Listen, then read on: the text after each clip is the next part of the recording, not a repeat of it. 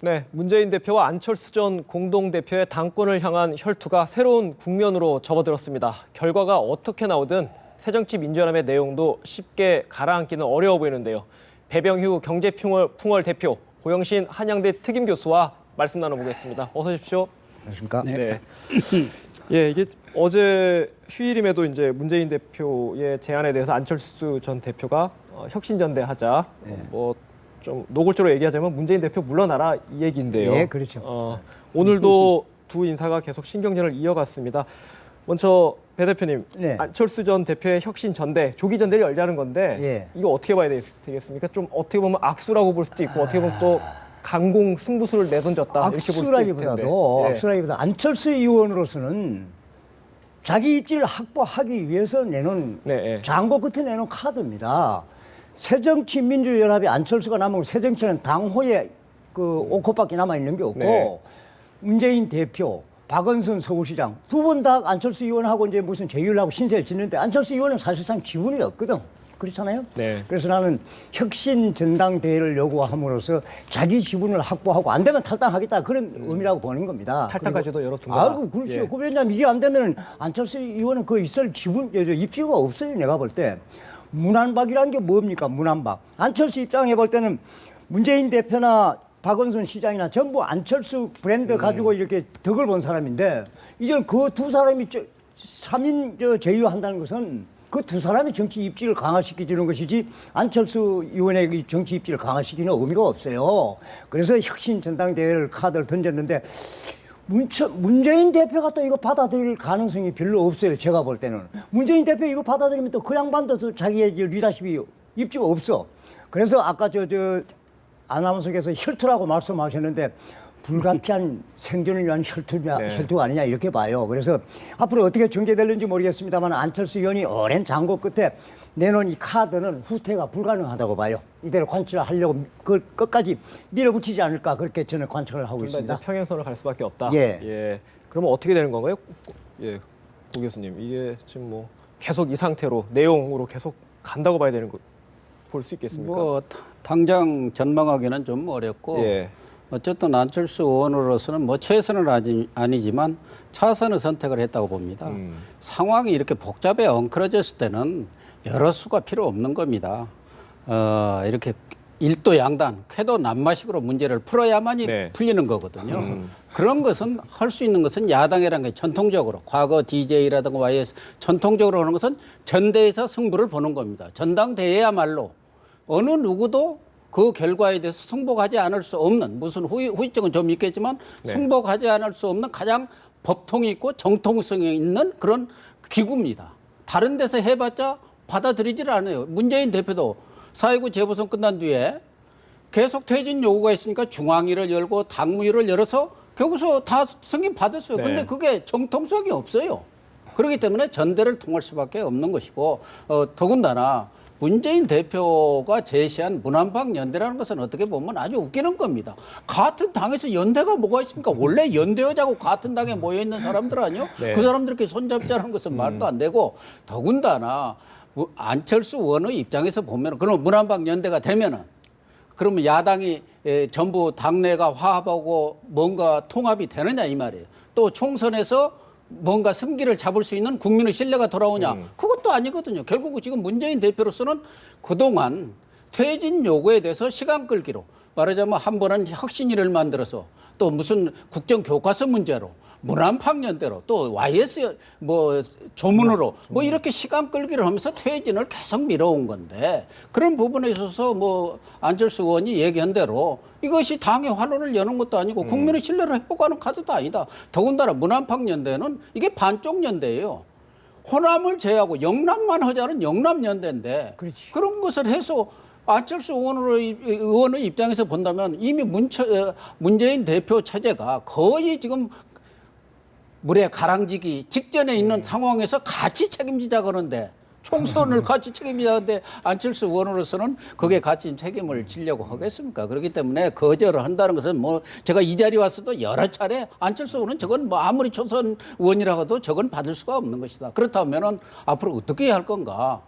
결국은 지금 국민들이 볼 때는 당이 너무 콩가루 집안에다가 질이 멸렬한 그런 상황 속에서 그래도 두 사람이 뭔가 국민들이 볼 때 그래도 수긍할 만한 이 안을 내놓아야 하는데 서로 지금 핑퐁 게임을 하고 있는 거 아니겠습니까? 그것이 과연 자기들만을 위한 정치, 네. 자기들만의 리그전을 하고 있는 것이지 과연 국민을 상대로 한 야당이 보여줘야 할 그런 어떤 정치를 보여주고 있느냐. 이 부분에 대해서 국민들의 실망은 더 지금 깊어지고 있는 거 아니겠습니까? 그래서 결국은 저는 여러 차례 얘기했지만 현 상황을 타개할 수 있는 것은 문재인 대표가 조기에 물러나는 겁니다.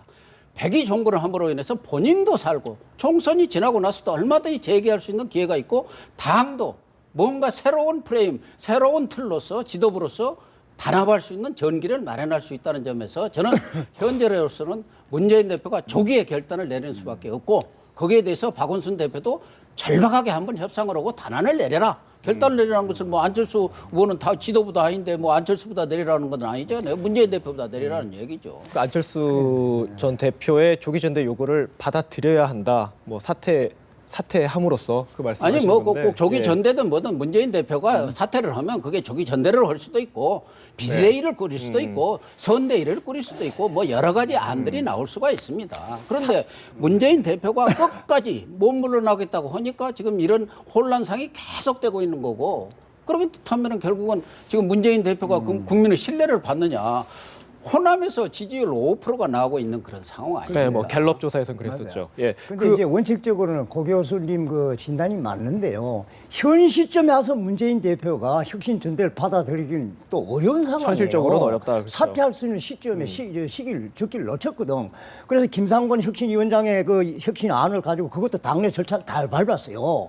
그러고 하위 평가해가 20% 탈락시키고 그 이 지도 체제를 끌고 가려고 하니까 자꾸 분란이 나니까 이제 문안박 연대를 가지고 어떻게 좀 모면하려고 했는데 이 안철수 의원이 정면으로 거부를 하기 때문에 이제 이렇게 용어대로 혈투가 붙었는데 현 시점에서 말씀드리면 문재인 대표 입장에서는 이걸 받아들이면 내가 볼 때는 쉽지 않을걸?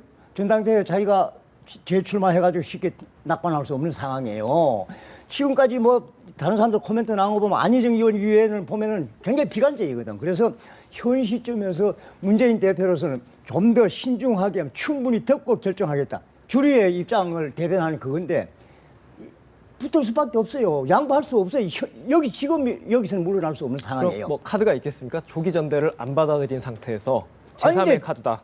주류에서 지금 그냥 현 체제를 밀고 가려고 하는 거지. 강행한다? 예. 그 방법 외에는 방법이 없고 혁신 전대를 수용해가지고는 거의 좀 비관적이 아니냐 저는 그렇게 보는 거고 안철수 의원이 마지막 카드로 장고 그때 던졌다고 그러지만 안철수 의원은 탈당을 할 각오를 가지고 지금 이 카드를 던진 것이거든. 그것도 물러나기 어려운 협상이에요. 그래서 저는 현 시점에서는 해법이 없어 보인다.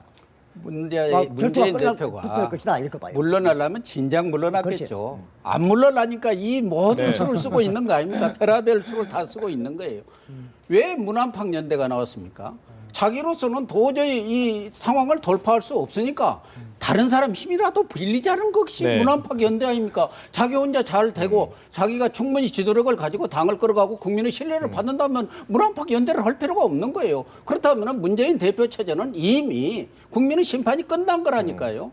그 부분에 대해서 지난해 730도 그렇고 이번 4.29 재보선도 그렇고 지난번 얼마 안 되는 12.8 그 재보선에서 연달아 패배를 했고 그것도 일방적인 패배를 한 거 아닙니까? 그러면 문재인 대표 체제는 끝난 거예요. 다만 본인이 버티고 있는 것은 대권 후보로 그 미련이 남아있는 거고 본인보단도 친노 세력들이 문재인 대표가 물러날 경우 다음 총선에서 공천을 받을지 어찌되도 모르니까 문재인 대표를 옹이해서 결사옹이하고 있는 거예요. 그렇기 때문에 자기를 위해서 있는 것이지 당을 위해서도 있는 것도 아니고 무슨 국민을 위해서도 문재인 대표 체제가 지금 존재하고 있는 게 아니라는 것을 알아야 해요. 제가 좀 하나 궁금한 게 조기 전대를 전당대회를 다시 한다고 하면 소위 주류 진영, 친노 진영, 문재인 대표가 다시 당권을 잡을 가능성은 아까 좀 낮다고 말씀하셨는데 쉽지 않은 것 같아요. 근데 네. 주류에서는 이런 얘기거든. 비주류가 이렇게 많이 공세를 하지만 그래도 내년 총선이나 다음 대선에 문재인 대표 없이는 안 된다 이런 얘기예요. 확신을 가지고 있거든. 아니 문재인 대표가 대선 후보로 뭐 재선된다는 그거 확정이 아니고 어쨌든 총선이나 대선을 해서 문재인 없이는 안 되겠다. 그렇다고 문재인 혼자가 좀 어려우니까 연대 그렇게 발상한 거거든. 그런데 비주류 측에서 보면 그건 이제 말이 안 된다는 그런 얘기고 아까 말씀하셨습니다만 문안박이라는 것은 PK 3인방이거든. PK 3인방인데 호남 쪽에 있어 볼 때는 말이 안 되는 거거든. 그게 어쨌든 뭐 의도적으로든 의도주의 아니든 PK 3인방이 해가지고 좀 그걸 다 끌고 가겠다고 얘기를 하는데 어떻게 호남에서 따라가겠어요. 여북하면 지금 호남 지지율이 말이지. 문재인 대표가 새누리당 김무성 대표보다도 못 미치겠어요. 그런데 이제 안철수 의원이 뭐 내린 건 이제 광주 내려가죠. 오늘 내리고. 네. 오늘입니까? 그럼 안철수 의원은 왜 가겠어요? 내가 문재인 대표보다도 호남에 가 지지율이 높다는 것을 확인시켜주고 가시실 겁니다. 문재인 대표는 다음 주가 언제 저 관훈 클럽에 가가지고 정치 대담을 하게 되는데 그때 입장이 이제 명확하게 나올는지 모르겠는데 현재 상황으로는 비관적이에요. 그렇지만 비관적이지만 주류 입장에서 볼 때는 제가 볼 때는 사퇴할 카드가 안 보여요. 네. 사퇴할 수 없는 상황. 강대강으로 갈 수밖에 없다. 네. 예시는데 뭐 참고로 지금 계속 지적하셨는데 호남에서 지지율 5% 나왔다는 건 이제 갤럽 조사에서 나왔었고요. 그렇죠. 뭐 또 다른 또 다른 조사에서 지지율이 높게 나온 것도 있습니다. 있고요. 네. 그것도 제가 추가로 말씀을 드리고요. 그 좀 오늘 지지율 조사가 나왔는데 문재인 안철수 의원 지지율이 같이 상승했어요. 이게 동반 상승. 예, 양쪽의 지지층이 좀 결집한 거 아니냐. 저희가 좀 관련 CG가 나가고 있는데 저거 어떻게 해석해야 될까요, 고 교수님? 예. 조금씩 올랐는데 뭐 양쪽 지지층이 결집했다고 볼 수가 있는데 저게 네. 큰 의미가 있는 게 아니라고 저는 봅니다.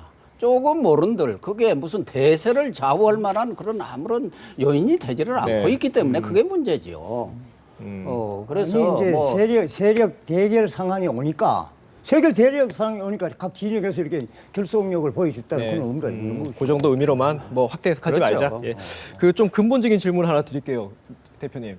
야당은 왜 이렇게 때마다 계속 분열하고 다시 또 지도부 체제가 흔들리고 이런? 아니지, 예. 뻔하잖아요. 지금 새정치민주연합의 지도체제 내부분이 어떻게 되죠? 친노에다가 비노에다가 뭐 486에 또 뭐 운동권에 뭐 하여튼 뭐 복잡하게 되어 있지 않습니까? 거기다가 문재인 대표가 당 대표가 되고 나서 지도부를 구성할 때 융합적인 인사를 못한 거 아닙니까? 그 당시 얼마나 많은 비판을 받았어요. 그런데 자기 고지대로 쭉 해왔거든. 예. 그걸 극복하기 위해서 김상곤 혁신위원장 체제로 해가지고 끌고 가려고 하는데 그게 악의가 안 맞아가 이 시점까지 온 겁니다. 그래서 크게 보면 문재인 대표의 리더십의 가장 큰 문제입니다. 당내 리더십이 막 흩어져가지고 이걸 통합을 못하니까 그거 오히려 대여 투쟁에서는 오히려 실제 필요 이상으로 강성 발언을 던진 것이 아니냐 저는 그렇게도 진단해 왔는데 방법이 없어요. 이제는 이 안철수 의원하고 이걸 대결해가지고 결론이 내야만 결론이 난다고 봐요. 저는 여기서 이제 덮어지지도 않고 이미 다 드러났는데 이게 덮어집니까? 두 분 다 안철수 의원의 조기 전대 제안은 뭐 불가피한 제안이다라고 공감을 하시는 거네요. 아니 후퇴를 상황에서는. 절대 못한다 이거지. 후퇴를 안철수 못한다? 의원이 예. 그걸 어떻게 집어넣겠습니까? 조기 전대 하더라도 안철수 의원이 당대표 당권을 가질 가능성은 더더욱 낮지 않습니까? 문재인 대표보다? 뭐 전대를 하면 뭐 결과는 알 예. 수 없죠. 안철수 의원은 본인이 무슨 계파를 갖고 있는 것도 아니고 조직을 갖고 있는 것은 아니지만 현실적으로 비노 말하자면 반 문재인 어떤 그 연대 거기에 수작이 될 수밖에 없는 그런 상황이기 비노 때문에 진영의 지지를 받아서 지금 문재인 예. 대표가 전대를 받아들인다는 것은 문재인 대표는 전대에 나올 수가 없는 걸 전제로 하는 겁니다. 왜? 이 문재인 대표 체제가 불신을 받아서 전대를 하는데 거기에 또 나간다? 그건 코미디입니다. 그렇기 그 자체가, 때문에 출마 그 자체가 자체로. 모순이다. 물론 뭐 예. 문재인 대표가 또 다른 대안을 뭐 친노 측에서 뭐 새로운 대안을 내놓을 수도 있고 뭐 이렇게 하지만 그 전당대회에서는 안철수 의원 혼자가 나가는 게 아니라 안철수 의원이 만약 나간다고 한다면은 자기의 세는 적다 하더라도 아마 비노 입장에서는 안철수만한 어떤 전국적 지지라든가 또 뭐 그 이미지를 구축한 사람이 없고 그렇기 때문에 안철수 의원이 비노 대표로 나오는 거거든요. 지난번 28 전당대회 때도 박지원 의원과 문재인 대표가 지금 대표가 결선에 붙었는데 그때 룰 친노에서 바꾸지 않았으면 사실상 떨어졌어요. 예. 그 세로 보면 문재인 대표가 당연히 이길 수밖에 없지만 이런 전당대회라든가 선거에서는 여러 변수가 있기 때문에 안철수 의원이 나가면은 저 사람은 뭐 세도 없고 혼자니까 단기 필마니까 뭐 게임이 안 될 거다 하는 것은 전혀 말이 안 되는 이야기고 또 안철수 문재인 대표도 아마 제가 볼 때는 적어도 상식적이고 합리적이라고 한다면은 전대가 열리면 본인이 나온다는 것은 논리적으로 맞지 않는 겁니다. 자기 지도 체제가 붕괴가 되고 그게 신뢰를 못 받아서 새로 전대 열린 뒤 나 또 나가겠다 한다면은 국민들이 보면 웃기는 거죠. 사실 뭐 야당 상황을 보면 야당이 어떻게 진행될지 좀 예상 자체가 좀 굉장히 어려운 상황이라서 근데 오늘 조금 어떻게 보면 의미 있다고 해야 될까요? 그런 불출마 선언이 하나 나왔습니다. 예, 호남 출신의 4선의 김성곤 의원인데 이제 김상곤 혁신위원장이 아니고 김성곤 의원입니다. 여수 출신. 예. 그 여수에서 4선을 지냈어요. 네. 굉장히 그쪽의 기득권이 강고한데 그걸 호남 지역에 안 나가겠다. 물론 본인만 4선을 하신 게 아니고 부친도 김상행 그래, 의원께서도 2선인가 3선을 그 지역에서 했습니다. 그래서 아주 그 지역에서 지역 기반은 기반이 탄탄하다고 아주 봐야 되겠죠. 단단한 예. 분이신데 어쨌든 김상곤 의원은 계파색도 얇죠. 예. 중도 성향이고 본인 스스로 말씀하신 게 나는 정말 맞다고 생각합니다. 4선 의원이나 했는데 이 당의 꼴이 이게 뭐냐. 도대체 이런 상황에서 내가 지역에 가서 표 달라고 돌아다닌다는 게 너무 창피스럽다. 또 4선이나 했는데 내가 과연 지역에 무엇을 했느냐. 뭐 그 여수 박람회 재활용 문제 이런 것들도 전혀 해결이 안 된 상태이고 또 호남을 위해서 또 국가를 위해서 과연 현재 야당이 어떤 상태에 있느냐에 대한 자괴감에서 과감하게 던진다. 아주 잘하신 거고 그것이 꼭 뭐 호남 물갈이가 아니라 친노 세력에 대한 물갈이도 말하자면 주류 세력에 대한 물갈이들도 이어져야 합니다. 지금 이해찬 또 문희상 이 친노의 좌장들입니다. 이분들이 정말 경륜과 경륜 총리 당대표 다 하신 분인데 이렇게 어려울 때는 딱 한 말씀도 안 하고 있어. 혹시 유탄 날아올까 봐. 그리고 무슨 일 할 때는 딱 자작으로 나타나서 다 공천하고 뭐 다 하십니다. 그런 분들이 계속 정치를 했어야 되는지에 대해서 정말 저는 개인적으로 의심을 갖고 있어요. 저런 분들이 정말 깨끗하고 신사거든요. 호남의 신사입니다. 예. 그런 분이 과감하게 이렇게 자괴감을 느끼고 던지고 자기가 정치에 들어와서 4선까지나 했는데도 정말 기여한 게 없다 이렇게 했을 때 정말 나가야 할 분들은 지금 끝까지 지금 버티고 있는 거 아닙니까? 이런 판 때문에 이 야당판이 이렇게 지리멸렬하게 되는 겁니다. 대표님은 어떻게 보세요? 좀 이어지겠습니까? 물갈이라는 이제 그런 의미가 결단. 있었죠. 성친도 공화당 의원도 하고 뭐 했고 형님이 미국에 있는데 애국자죠. 그 나중에 우리 고국 도와주다가 저 형무소 살고 하는 양반 아닙니까? 그리고 4선 하면서 아무 적이 없다. 4선 하면서 가장 합리적인 의정 활동을 하신 분입니다. 저는 쭉 제가 체크하기로는 가장 합리적인 노선을 걸어온 분이에요, 저분이. 그리고 호남 출신의 4선 의원이 나가는 게 오히려 어떻게 보면 정치적으로 아까워. 그 있을 수 있는 사람인데 이제 그 당내 일이 막 보니까 명예가 이렇게 사퇴하시는 모양인데 이게 이제 호남이나 그 영남이나 이거 저 새정치민주연합에 소위 하위 뭐 20%뭐 탈락 그런 얘기가 나왔지 않습니까? 오히려 그런 쪽으로 긍정적으로 작용하면은 바람직하지. 지양반만 날아가고 나서 그 오히려 정신이 손실이지.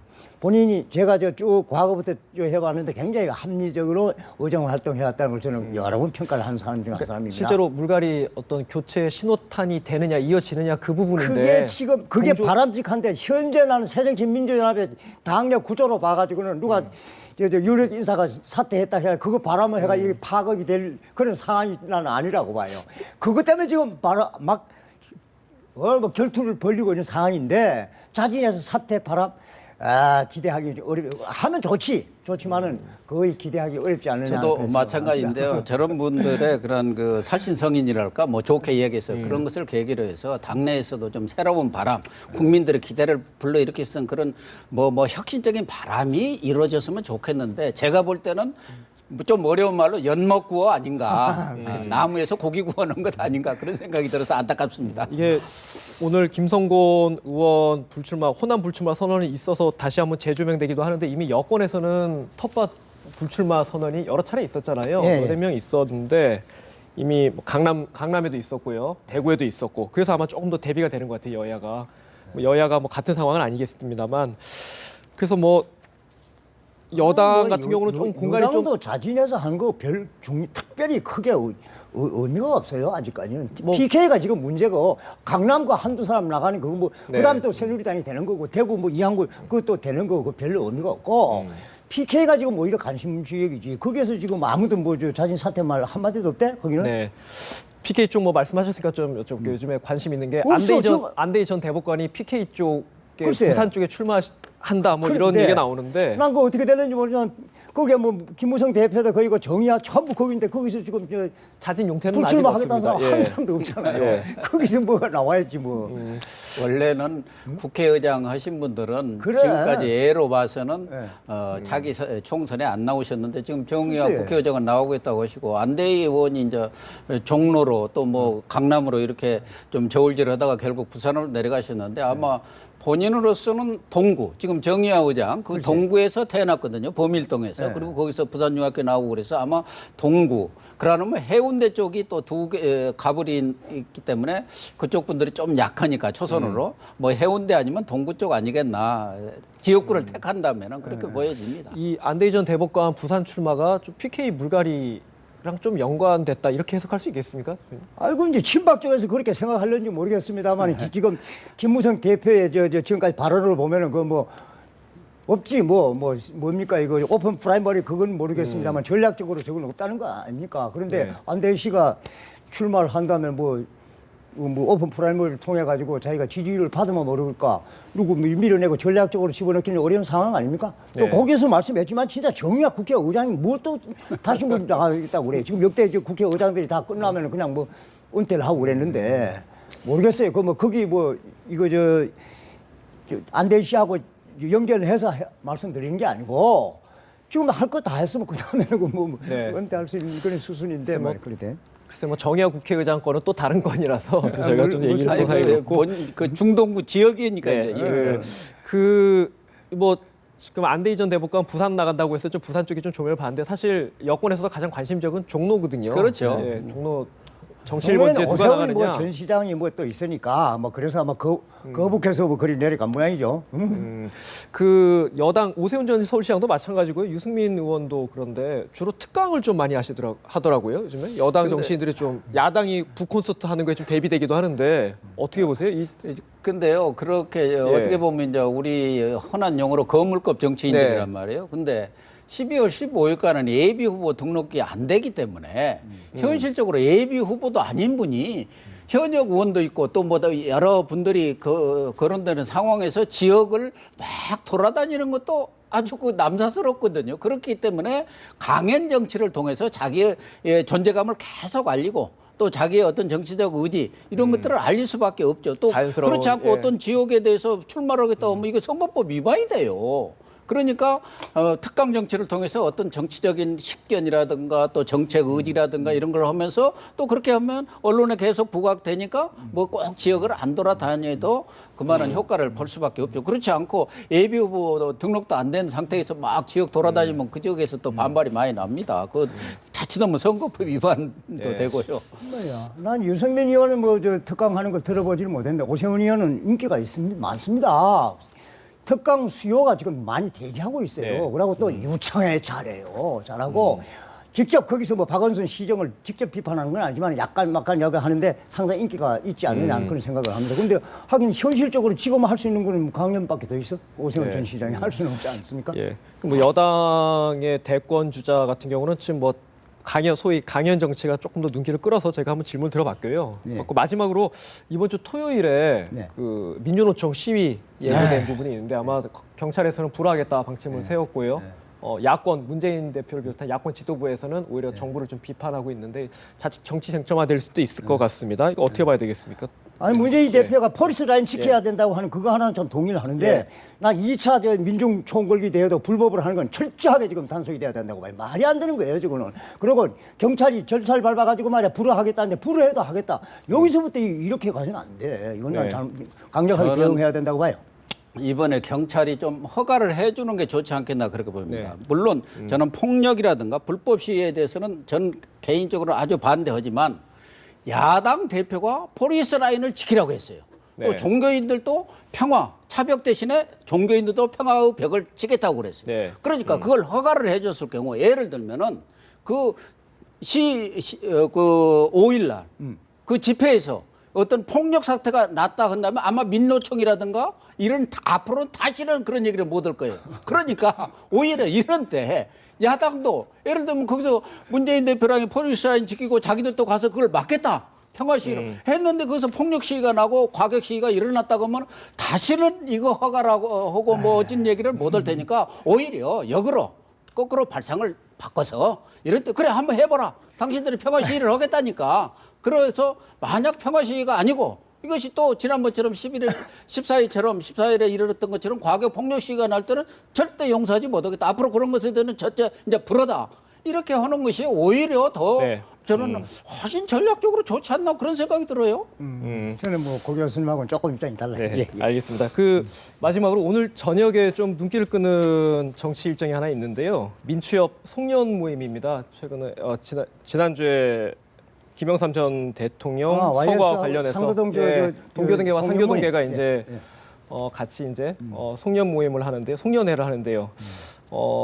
두 동교동계 상교동계가 이제 뭐 화합한다 이런 얘기가 계속 나왔었는데 그 특히나 뭐 화합, 통합, 그 어떤 YS의 유지, 정치적 유운이죠. 그 부분이 굉장히 강조됐다고 합니다. 이런 움직임이 조금 어떤 현실 정치까지 좀 이어질 여지가 있다고 볼 수 있겠습니다. 아니 상도동하고 동교동계가 저 합동 송년회 할 수 있는 것은 지금 이 새정치민주연합에도 DJ가 있지만은 저 새누리당에 지금 상도동계가 다 있잖아요. 양 정치 세력 속에 양대 계파가 다 있으니까 자기들끼리 그냥 모이도 상도동계하고 동교동계가 합동이 되는 건데 거기다가 이번에 YS 돌아가시고 나서 그 이혼을 같이 받든다는 의미가 있으니까 이번 송년 모임은 평년 때보다 조금 더 의미가 돋보이지 않겠느냐 그렇게 봅니다. 네, 아니 뭐 이미 열렸고요. 송년회 열렸는데 거기서 이제 유지가 굉장히 강조됐다. 그 부분입니다. 이제 지금 가장 관심 있는 부분이 두 개파가 이제 현실 정치에서 어느 정도 영향을 발휘할까 그 부분입니다. YS나 뭐 김대중 대통령이 얘기했던 그런 화합과 통합의 정치, 좀 큰 정치 이런 것들이 현실 정치에서도 좀 그 유운을 뜻을 받들어서 그렇게 정치에 멋진 정치를 보여줘야 하는데 지금은 너무 쪼잔한 정치를 보여주고 있고 그런 것들이 지금 국민들로부터 정치에 대한 어떤 타깃이하는 그런 분위기를 가져오고 있지 않습니까? 정말 YS나 DJ는 싸울 때는 싸우더라도 또 협력할 때는 협력, 경쟁과 협력 관계인데 이 사람들은 야당도 그렇고 뭐 보면은 친박, 비박, 친노, 비노 그냥 머리끄댕이 잡고 싸우기만 하니까 이게 문제예요. 그리고 국가와 국민, 대의를 놓고 어떤 정치적 행위를 해야지 전부 자기 계파, 자기의 정치적 이해관계 이것 때문에 지금 뭐 이런 혈투를 말씀하신 대로 혈투를 벌이고 있는 거 아닙니까? 그래서 오늘 뭐 동교동계와 상도동계가 모인다 해서 정치권에 어떤 영향을 주리라고 보지는 않습니다. 저분들이 여기에 오신 분들이 대부분은 뭐 현실 정치에서 떠난 분들이고 현실 정치에 몸담고 있는 분은 거의 없기 때문에 뭐 큰 영향을 못 미치라고 보지만 그 정신만은 좀 받아들여야. 저게 근데 좀 관심을 끄는 게 새누리당 김무성 대표가 어떻게 보면 좀 주도하는 모양새가 되어 있거든요. 특히나 이제 김무성 대표가 난 YS의 정치적인 아들이라고 얘기했지 않습니까? 그 의미를 이제 저기서 살리는 거지. 아니 그러니까 지난해 송년 모임 때는 이석현 동교동계 이석현 국회 부의장이 말하자면 그 비용을 댔어요. 그러니까 돌아가면서 이번에는 김무성 대표가 또 YS도 서건지가 얼마 안 되고 그래서 김무성 대표가 주관을 해서 뭐 비용도 되고 그런 것 같아요. 어쨌든 이번 조문 정치에서 큰 덕을 본 분은 이래저래 김무성 대표인 것 같습니다. 좀 큰 모습도 좀 보여주면서 그런 것 같아요. 안 그래도 저기 서거 이후에 이제 YS 김영삼 전 대통령에 대한 뭐 호감도라고 할까요? 여론조사에 보면 급상승으로 나와가지고 그 수혜를 좀 김무성 대표가 좀 받지 않겠느냐 이런 와중에 이번에 YS 돌아가시고 나서요 신문이나 방송이 YS에 대한 특집에 대해서 굉장히 기대 이상으로 배려를 많이 했습니다. 이렇게 크게 보도가 돼가지고 국민의 관심을 끌어올리라는 건 아마 YS 유족들도 상상 못했을 겁니다. 난 김현철 씨도 그 비슷하게 얘기를 하더라고요. 나도 그 빈사에 가봤는데 대단히 고맙다고 얘기를 하더라고. 나한테 고맙다는 게 아니고 언론에 대해서. 그중에는 뭐 와이뉴스도 한몫하셨을 겁니다 아마.